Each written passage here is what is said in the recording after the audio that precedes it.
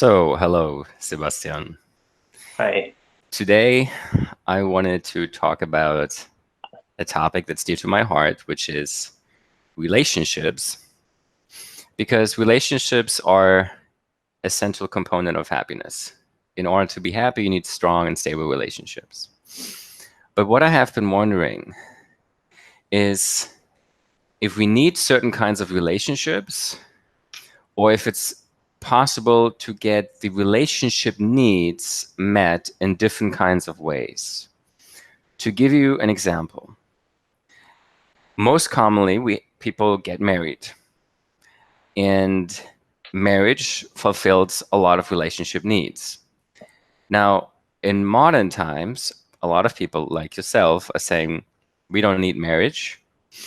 And instead of marriage, you might have several, or in a series, several fuck buddies or friends with benefits, but you don't have this one stable marriage. And so you're replacing the sex with a different kind of sex. The sex you get out of marriage, you're now getting from another kind of relationship. But you have to replace other components of the relationship as well, because marriage is not only sex. Marriage is supposed to be also friendship and living together and rearing a child together. So the question is, are you able to meet those needs? And I believe you can meet those needs with other kinds of relationships. But then you have to have a composure of different relationships. And I think a good analogy would be food and nutrition and diet. In a certain diet, we need to take care that we get all the nutritional needs met. And I think the same thing we have for our relationship needs. There are different kinds of relationship needs. And we need to have different kinds of relationships in order to make those needs met. It doesn't necessarily have to be marriage and a couple of friends, but it can be different kinds of relationships that make these needs met. But we need to analyze what these needs are, and we then need to see what kind of relationships can satisfy each need. What is your opinion on that? What do you think about that concept? Yeah, I mean, that's very true. You said that marriage is fulfilling all of those needs. I think it's attempting to fulfill them and failing miserably at fulfilling them. But that aside, especially because we're so individualistic, everyone has different needs. For example, how much time do you want to spend with others? When you're very introverted, not so much, maybe. If you're very extroverted, all the time. So it's really hard to put one model on everyone and make that work. It's like one size fits none. So that's why we have a need to adjust our model to our own needs and the times we live in, and maybe the lifestyle, like a nomadic lifestyle when you move around quite a bit. So you won't be able to be with the same person. And maybe some people do better without living with someone else. They like to live alone and then interact with the world on their own terms rather than all the time be forced to be with someone. So I think it's a brilliant topic, and I'm really Mm-hmm. curious about your insights. All right. Yeah, and that brings us to another point, which actually is quite similar to nutrition. In nutrition, you have different nutritional needs among different people. So, for example, blacks would have a more difficult time absorbing vitamin D3 from the sun because evolutionary they were exposed to a lot of sun, so they didn't need to be very efficient in generating D3 or generating vitamin D from the sun. So they need to take supplements, or they need to get a lot of vitamin D if they're living in a northern climate. People with white skin have less of a problem. So there are different needs as well in terms of nutrition. And so there are different needs in terms of nutrition. There are different needs in terms of relationship needs. And there are different foods that give us different kinds of nutrition. And the different relationship types that give us make us fulfill different kinds of relationship needs. So I think a good starting point would be, just as we do with a diet analysis, where we look at the different minerals, macronutrients, vitamins we need, to look at the different relationships needs that need to be met. And then once we have those relationship needs, which can be different for different people, then we can see what kind of relationships we can have to make to have those fulfilled. Yes, and I think it's very important to experiment to even discover those needs, because it's not like we know from the get-go all the things about ourselves, about the world, and how we will, act in certain situations and how certain types of relationships will impact us. They might have a lot of pluses, but a lot of minuses as well, and like what's better. Like you need to gather certain data and experience to be able to see what suits you and what doesn't, right? Yeah, exactly. I think an important distinction that I wanted to make clear is that it's not about having a certain need for a certain kind of relationship, but for a certain fundamental relationship need. What I mean is, I can say I need bananas, but I don't really need bananas. I maybe need kalium, or I need milk, but I don't really need milk. I need the calcium. So I don't need the food by itself. I just need the underlying nutrition that's inside the food. And the same with a relationship. I don't need to have a certain person in a certain kind of relationship. I just need to have that relational need met. So for example, for me, sex would be a relationship need. Doesn't mean that I have to have marriage. I can have a fuck buddy, I can have a friends with benefit, I can have a long-term relationship, I can have an open relationship, but this sexual need should be met. And I think I have other kind of needs, maybe need for affection, maybe need for emotional conversations, maybe need for activity partners. So the question then would be, for me, the first fundamental question would be, what are the fundamental relationship needs that we generally as humans need to have met? Yeah, as the things that you mentioned, I think, are very accurate. And then probably something like being understood by someone who is your equal. That's a big one, I think. And it's not so easy to meet if you are strange and untypical in society. So then certain things might come as certain price, right?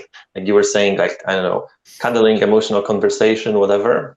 You could probably get the highest degree of that with someone who is your equal, who might have a very different vision of relationships, and therefore you might get this, or if you kind of comply with that agenda of that person, or you might not get it if you don't. So some needs will be much easier to satisfy than others, for example. And some needs we might outsource to friends, like, general friends, just like companionship and like maybe sharing some insights and being understood as well and so on. So it's very interesting. You can have a portfolio that's not necessarily romantic relationships, but also like other kinds of relationships that fulfill similar needs. Like, for example, women sometimes, I don't know, if they are alone, get a cat or a dog and they fulfill certain needs that way, or they get a child and then they do a lot of the things with the child that they would do with a guy, like, I don't know, looking lovingly, and touching and kissing and hugging and all of that. And that also might serve as like one of the ways to fulfill certain needs. That is a good example. That is a good example. So because analyzing it maybe can spawn some creativity. If you don't have a relationship, then why don't you just get a dog or a cat? It's not going to be a perfect substitute for a relationship, but it's gonna, you're gonna have some of the underlying fundamental emotional needs met.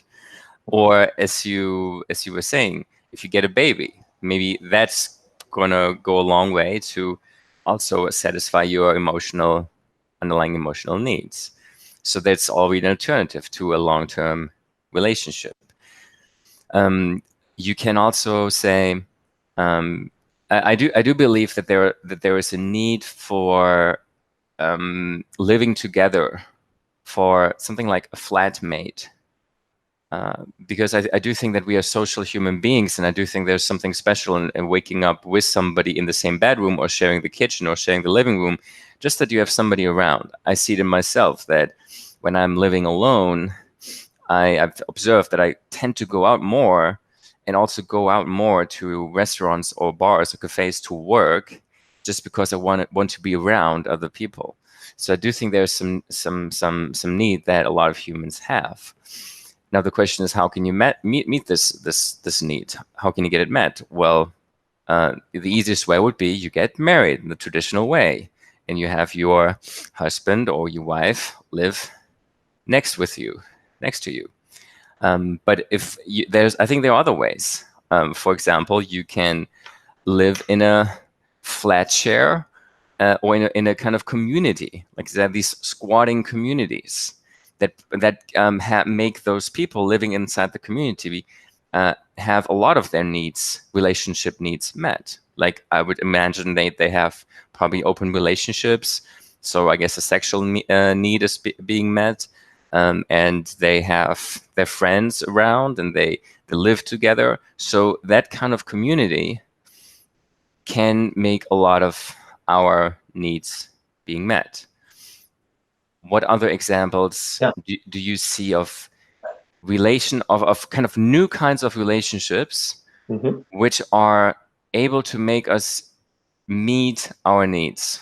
So one of the interesting examples is like entrepreneurs' houses or like houses for digital nomads, when people who are usually single and maybe they travel a lot and they are some sort of freelancers or whatever, they can come together, live in a big house with a pool, have some sort of events, trips organized they can participate in or not. They can hang out with like-minded people. Sometimes it's in remote locations, and that's why maybe the cost is lower, but then the scenery of nature is much more interesting than by the beach or something.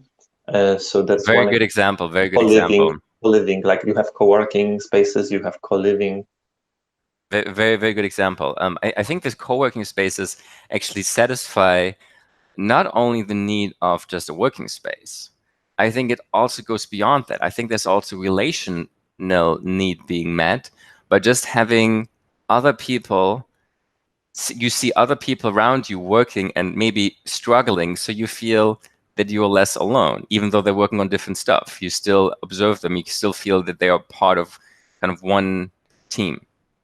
Yeah, and maybe actually it's better because if they were the part of the same organization, you might have like politics in organizations, like I know backstabbing, like everyone trying to look better in the eyes of their boss or whatever.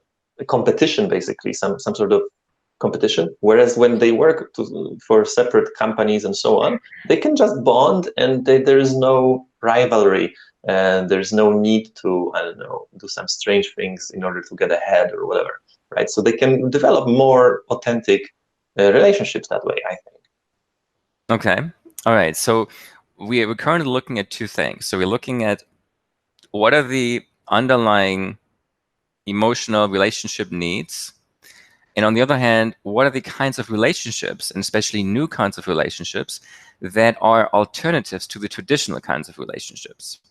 So traditionally, I would say you just have your wife or your husband, you have maybe your children, you have your work colleagues, your co-workers in a large organization, and then maybe you have your buddies with whom you go out to have a beer or do sports together, or maybe you have some of your closer friends next to your wife or husband. I see this as kind of the traditional relationship types. And I do think that these relationship types that we traditionally had are doing quite a good job. And I know that we disagree on that. I think they're doing quite a good job on fulfilling our relationship needs. Now, I do think that even before there have been some problems, and I do think some problems with these relationship types. And I do think that if you look at the evolutionary model, I know that you've looked at this before. We were actually in tribes. We were not in one household, one nuclear household. We were living in tribes, and there was more social interaction. So the model that we had for the last 300, 400, whatever years is actually not the one that we evolved with. But I can see a lot of radical change, a lot of replacement that in many ways is hurting people because they don't have the relationship needs met. So the question now is, what kind of new relationship types do we have that can meet those fundamental needs? So first of all, maybe let us start with what are really the fundamental relationship needs, the ingredients of the relationships that we need. So we already mentioned sexuality. We mentioned affection. We mentioned emotional intimacy in terms of sharing your vulnerabilities, sharing your problems, listening to the other person's problems. We mentioned activity partner. We mentioned affection in terms of touching and in terms of cuddling. We mentioned co-parenting. What other fundamental needs can you think Well, I of? think the need for friendship, just like there are those quotes that I don't know, like a long-term relationship is like the long conversation, or the friendship is also like a long conversation. So basically, we want to talk to people who know us. We want advice, maybe we want to support them, be supported by them in some circumstances, and I think a lot of that emotional and intellectual side of it can be done online, even with a person who is far from you, even if that person is in another relationship, because that's not conflicting. It's like you can have a friendship, right? Like that is quite deep, like that. Well, one question, of course, would be, can it be done online or should it be offline? What are the advantages of making it offline? For me, I've seen a lot of advantages of making it offline. Another question would be, what about heterosexual couples and having opposite gender relationships? So what about, let's say, you having a relationship with your ex-girlfriend and having your emotional needs being met by your ex-girlfriend, even though you're both heterosexual? Does that not pose a potential problem? mm, why? Well, I would imagine, let's say you were together for a girl for many years. So you know each other really well, and you get along, you had a long-term relationship, and you were really good friends as well. So the relationship breaks, and now you want to keep the friendship because you want your emotional needs, apart from the sexuality, you want your emotional needs being met, and the person and you kind of were helping each other getting those emotional needs being met. The problem that I see is that that girl would get a husband or a boyfriend, and that husband would not be happy with that relationship you have. Or you marry a girl, and that girl is not happy with the relationship that you have with that prior girlfriend. And so you can continue the relationship. Well, if you don't rub this thing in their face, and like they don't own you and they don't control you, and they don't need to have all the details about whatever you're talking to whoever else. Like I think there is a boundary there. You are autonomous and you engage in different relationships the way you want, and then it's your private thing, like what who you talk to, or what you do. So I think that you shouldn't necessarily disclose all these things if you don't want to, or if you do disclose, like you should be fine, like with whatever outcome, right? Yes and no. What I've seen over the last 50 years happening is that girls and boys get closer and closer together. Meaning, I feel that 50 years ago there was more of a divide. Let's say even in the 50s, there was more of a divide. These are the boys, these are the girls, and then you are separate until you select one girl, one boy, and then you marry, and then you're together. I feel nowadays we're more and more together, and you have a lot of friendships between heterosexual couples of opposite gender.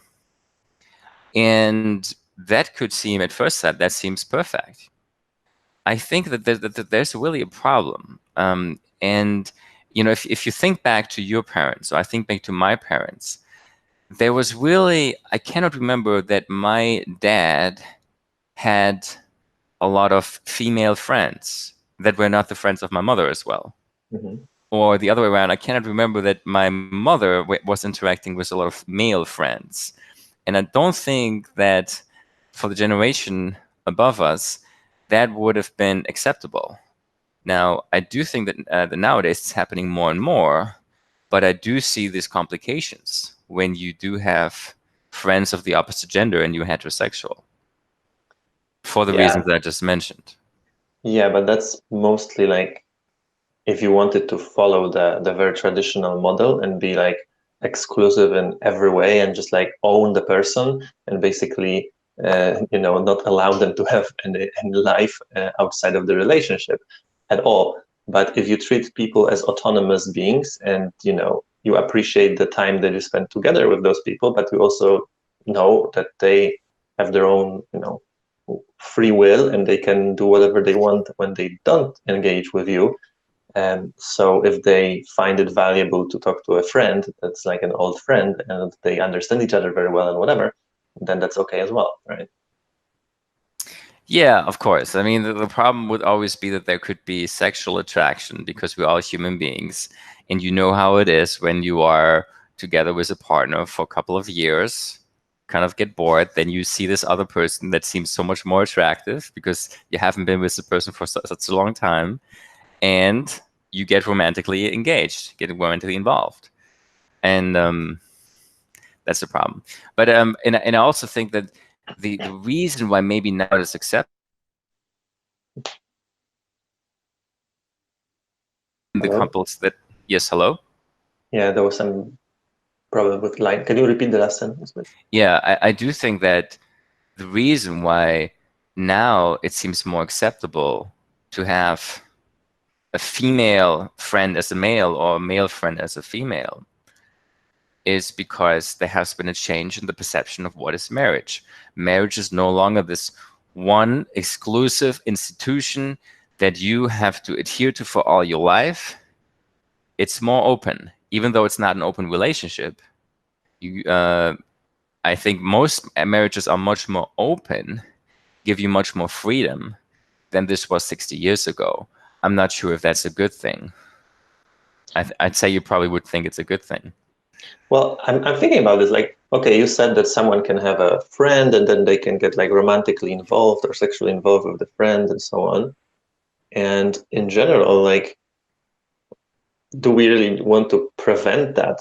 Or is it like a natural course that things go? Like, if this person Yes, is we do better, want to prevent I'm this. not so sure. I mean, would you really want to be, let's say, stuck in a relationship that's like okay, rather than having an opportunity to meet someone with whom you really understand each other and then maybe switch the relationship to that person? Maybe this is like one in lifetime opportunity. Because when you look from the perspective like, of the other person, yeah, so there's a trade-off. It's not black and white, right?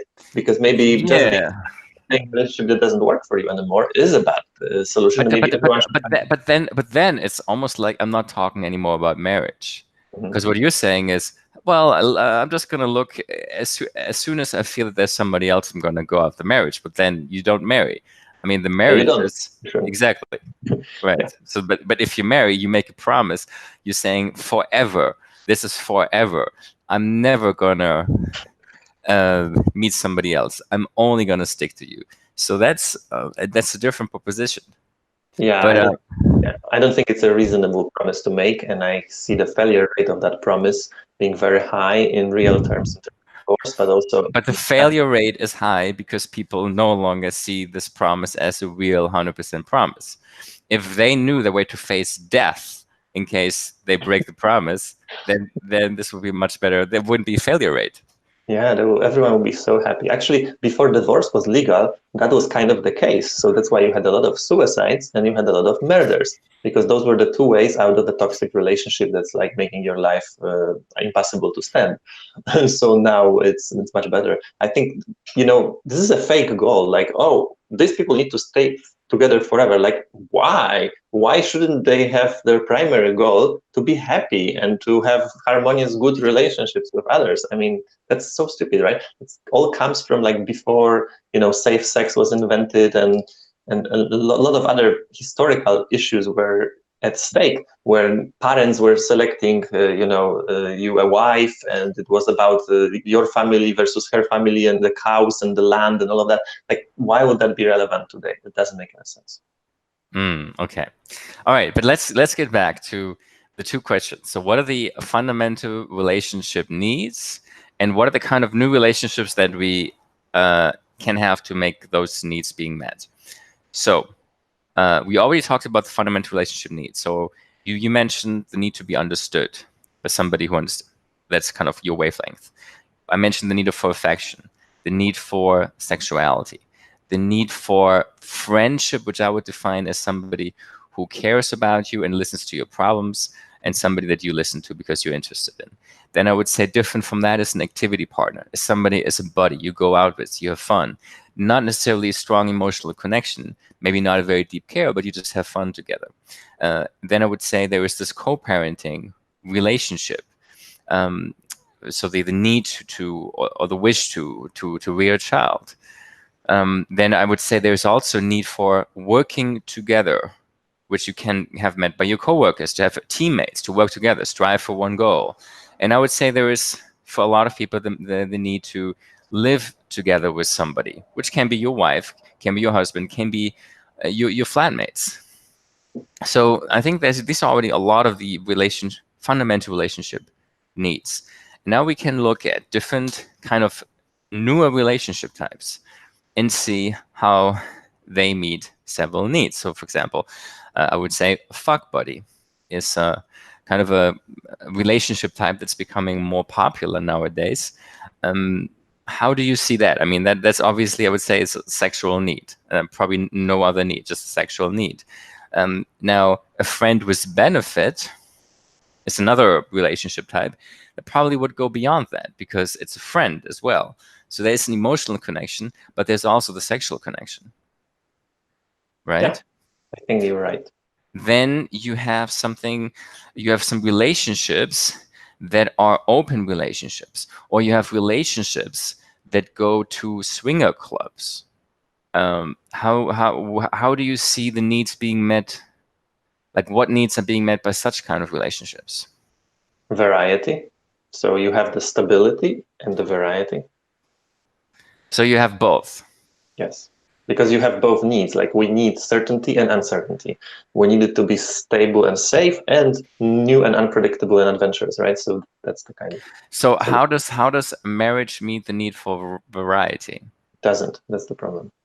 So in that case, I would say, listening to you, I would say maybe open relationship or relationship with going to swinger clubs uh, meets my needs better. For sure better than a normal marriage, I would say. And what is the disadvantage? Mm,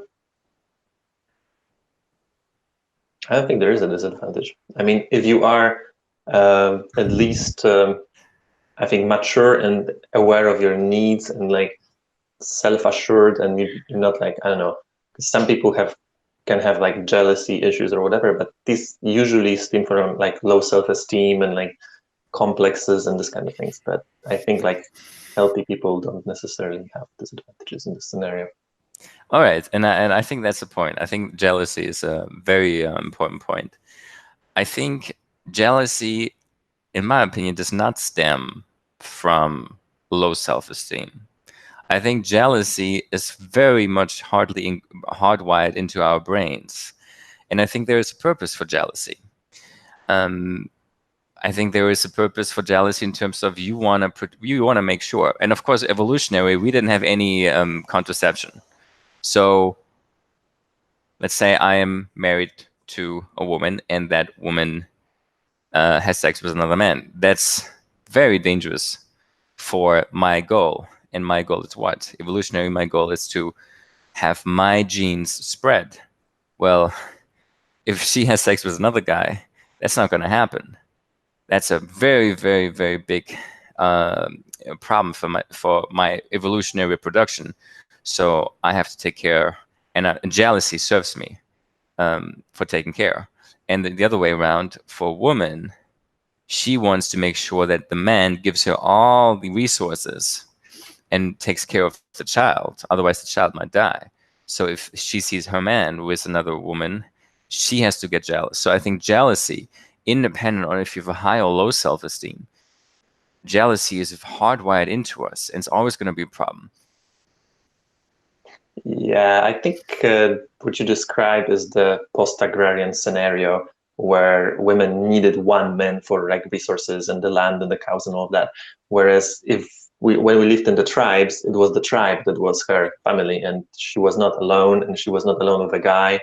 it was basically the tribe, and then they didn't necessarily know how having sex with one person with several people leads to having babies, share the genetic code or something like. They didn't have that full awareness, so they just like had sex whenever they wanted with whoever they wanted, and then they raised the children as a tribe. They were the children of the tribe, and that's pretty much the model that we had for like 99.8 or whatever time that we exist as species. And only after we invented agriculture as recently as 12,000 years ago, we started having those very strange models where you would have like a couple and then they would have their children and like they weren't supposed to have sex with other people and so on. Yeah, I mean, we talked about this before. I'm not really sure if that is so true that everybody was having sex with everyone else. If you take a look at other animals, you take a look at, for example, chickens, it's true that pretty much all the male chickens try to reproduce with all the female chickens. And so the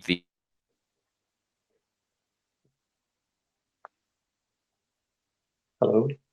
chicken will eject the sperm from a low-ranking male chicken, male cock, and will only allow the high-ranking, meaning genetically good cock, to give her children. But I think for humans that females don't have that function. So it's basically they need to prevent, and the guys, the alpha guys, need to prevent other guys from getting access. And I think they have been quite. And if you take a look at our closest relatives, they are quite effective in making sure that only they mate with the girl. I mean, I think the bonobos are one exception, but I think generally for humans, I think we it was always about who gets to mate, and that person who mates is also the father of the children. I think the real war between genetic codes was happening actually inside of the woman, and the different sperms were fighting with each other, and they are designed to do that.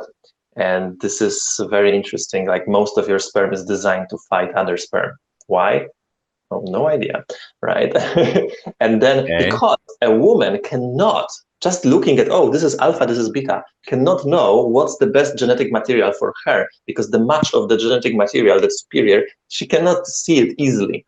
Maybe this alpha guy is actually incompatible with her genetically, and maybe this other guy would be better. So biochemically, the quality of the sperm can figure that out. So if she has sex with both guys, then the sperm that will win will impregnate her, and that's how it used to work.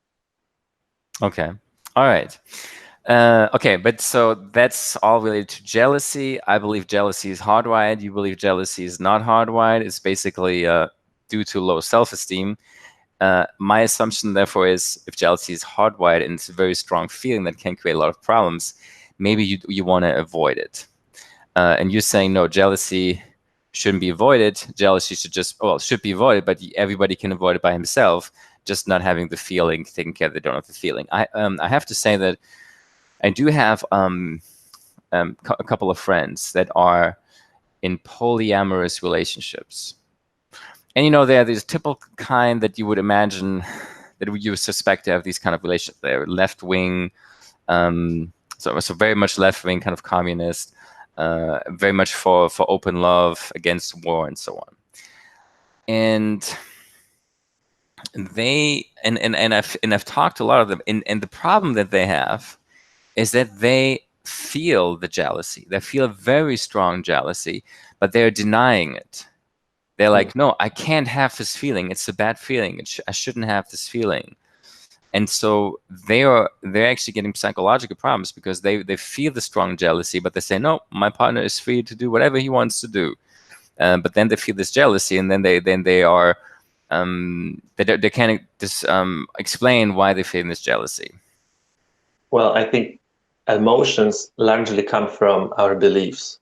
So the way that they think about this whole situation will cause them to feel in a certain way. So if their beliefs are about themselves and about the partner are not in alignment with what they're doing, then this will cause friction, right?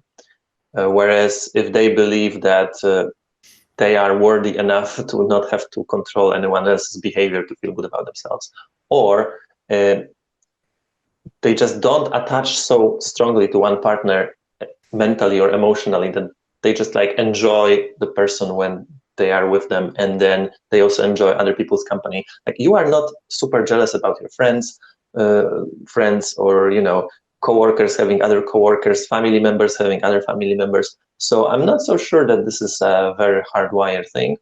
I think it's how you think about it, the frame of mind that you're using to explain to yourself the situation is the cause of the emotions that are arising. Yeah, I mean, just one last point, and pretty much all the other animal species close to us, jealousy is a very, very strong emotion. And you can say, well, they all have low self-esteem, but I would say it's hardwired. But okay, so we talked about the underlying emotional needs that need to be fulfilled. And we already saw that some examples of how the traditional models, for example, traditional marriage, could be replaced by other models that maybe are even better. Because, for example, you're saying there's a need for variety in sex. So, with an open relationship that could potentially give us both. Of course, what I was saying is if you do go from a stable marriage to just a short-term changing sexual partners, you're missing out on the connection. You're missing out on the strong friendship that's associated also with marriage. And if you don't replace it with other relationships, then you're having a problem. It's kind of like you're getting rid of meat, and where do you get the B12? So if you don't have the meat and you don't have the marriage, suddenly you think, okay, I need to have proteins. Okay, I'm getting a lot of soy milk, whatever. But where do you get the B12 from? So you need to think about when you're replacing one relationship kind of marriage, how you're getting all your needs that you got marriage potentially gives you, how you're getting those needs met. So one thing is you need to make sure that you have very strong friendships. I believe that for somebody like you, like yourself, who says, look, I don't want to get married. I don't want to have this traditional marriage relationship.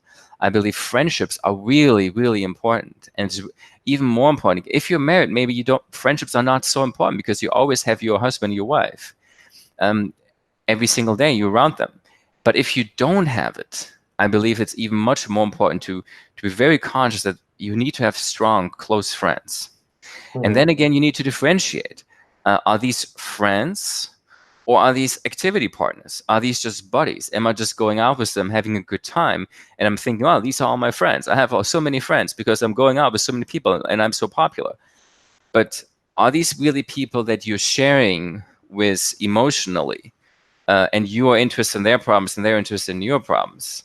So those would be real friends. Do you have these real friends? So I think what we need to do, and especially if we consciously decide to not follow the traditional relationships, we need to make a relationship analysis on our own and see what kind of relationships do we have, what kind of emotional needs do we need, and how do we assure that these emotional needs that we have, or relationship needs that we have, are being met. Yeah, and on that point as well, I read a very interesting study that was showing that actually single women who remain single their whole life have much less loneliness when they are old than married women. Why? Because married women usually um, they didn't usually cultivate that much the relationships outside of the house of the marriage. Mm-hmm. So they were focused on the husband and the children, and then the children left and they're like in Australia and wherever.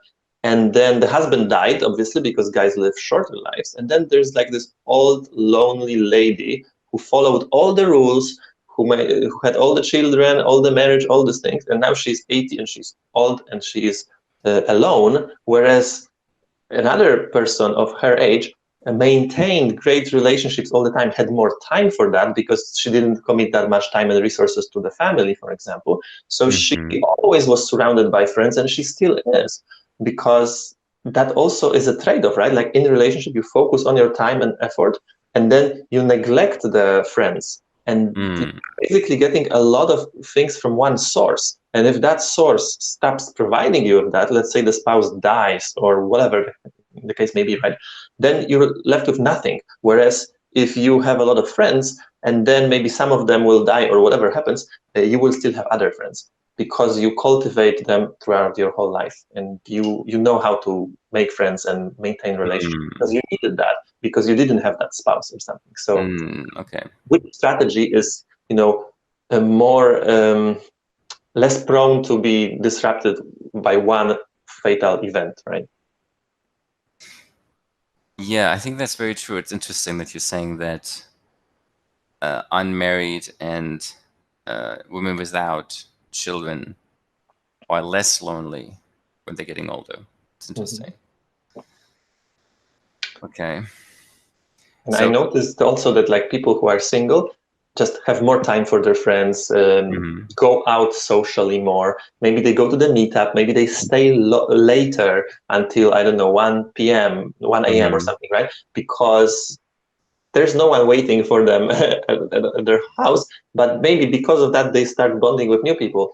And I would also add that it's important to learn how to spot compatible people, because for our personality type, for example, most people are not compatible. So even if you try to be friends with certain personality types, it might be very hard because you completely don't vibe on the same frequencies, right? So mm, then showing yourself authentically for who you are rather than pretending someone else to be socially accepted, and then knowing that a very small percentage of people will actually vibe with you on your own, vibes, and then seeking certain environments where those people who are compatible with you are overrepresented. okay. That's very interesting what you're saying there. So, interesting part of the relationship analysis to also focus on those people that you really think you're compatible with. I actually did that exercise. I did what I call a friend inventory. I listed about 150 friends in a list, and I classified them from 1 to 5. And I think recently you probably went up to be classified as 2, which is like the second best. Uh, so I classified them like from 1 to 5 according to scores, and of course there's like a lot of 5s and a lot of 4s, which means like quality of relationship is less intense, and then there are very few 2 and almost no 1s. Um, and then what I also did is I classified as like-minded or not like-minded, just as you Mhm. said. And there were very few that I actually said, okay, like-minded.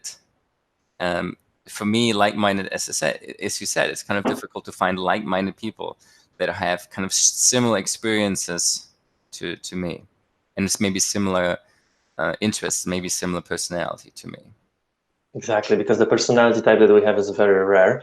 And I think in general, if the person is not like an introverted intuitive, there's not going to be much connection there. The other letters, I think, are okay, but this is, I think, like the baseline there. And I recently was thinking about it that, for example, if you have sensing judgers, there's pretty much like no conversation that's possible. All they want to talk about is things and people and what's cheaper and what's harder and what's more blue or whatever. And if you start talking about something else, they will immediately go into talking back about things. There's no conversation. But Mm. if there is like a sensing perceiver, then when they are in good mood, sometimes they will listen to some,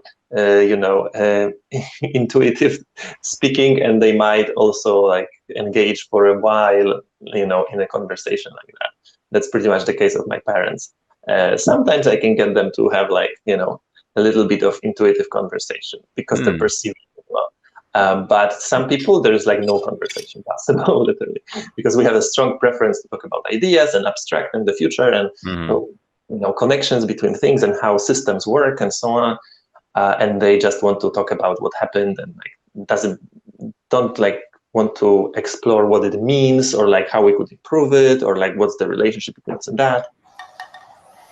Okay. All right. So, Sebastian, maybe let's start summarizing what we've talked about so far. So, if you don't mind, I'll try to summarize. So, we talked about that we can analyze relationships in a similar way as we can analyze nutritional diets. So, in a nutritional diet, I want to make sure that all the food that I'm taking in gives me all the nutritional needs that I have. And the same way for a relationship, we have certain relationship needs, and these relationship needs need to be met. Relationship need is not for a marriage, it's not for a certain activity part, and relationship needs is for certain fundamental needs, let's say affection, sexuality, sharing your problems and vulnerabilities, activity partners, co-parenting. These are fundamental needs that we need to have met, and we can have them met by different relationship types. And traditionally, there are certain fixed relationship types that would hopefully make your needs being met.